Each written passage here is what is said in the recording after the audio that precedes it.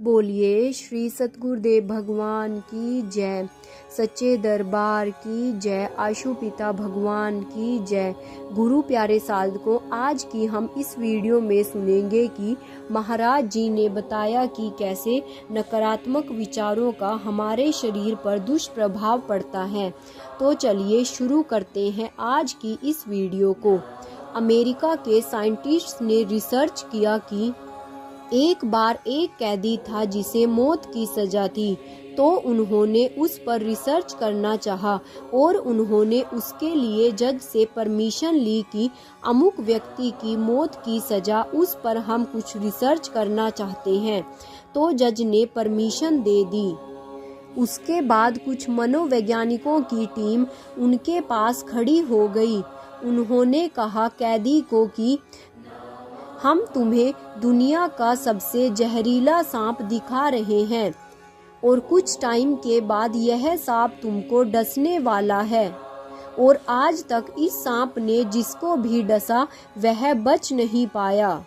मनोवैज्ञानिकों की वह टीम उस कैदी को पूरे 30 मिनट तक यह बात समझाती रही।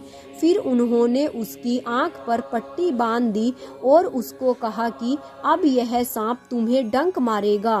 तो उन्होंने उसकी आंख को कपड़े से बिल्कुल ढक दिया ताकि उसे कुछ दिखाई ना दे, और उसके बाद उन्होंने उसके हाथ पर एक सुई चुभो दी। सुई चुभोने के तुरंत बाद उस व्यक्ति की डेथ हो गई। जब उसका पोस्टमार्टम किया गया तो उसमें पता चला कि उस व्यक्ति के शरीर में जहर है। तो मनोवैज्ञानिकों की टीम ने रिसर्च किया कि हमारे शरीर के अंदर, मानव मस्तिष्क के अंदर 2 तरह के हार्मोन्स रिलीज होते हैं, एक पॉजिटिव और एक नेगेटिव। यदि हम अच्छी सोच रखेंगे तो उसके अच्छे रिजल्ट मिलते हैं। तो जो वह व्यक्ति था उसे पता था कि अब कुछ टाइम के बाद उसे सांप डसने वाला है, तो उसके माइंड में यह नेगेटिव थॉट घर कर गया था, जिसके कारण सिर्फ सुई के चुभने से ही उस व्यक्ति की मौत हो गई। ऐसे ही हम सब मानव का शरीर होता है। यदि हम सकारात्मक सोच रखेंगे तो उसके हमारे को अच्छे रिजल्ट मिलते हैं, और अगर हम नकारात्मक सोच रखेंगे तो उसके नेगेटिव रिजल्ट मिलते हैं। ऐसे ही एक बार की बात है, एक जालंधर से एक बहन जी नूरमहल आश्रम में डॉक्टर के पास आई।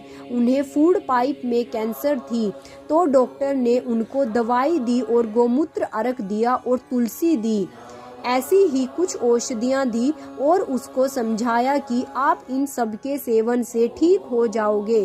कुछ समय के बाद उस औरत ने टेस्ट करवाए तो उसका कैंसर बिल्कुल ठीक था।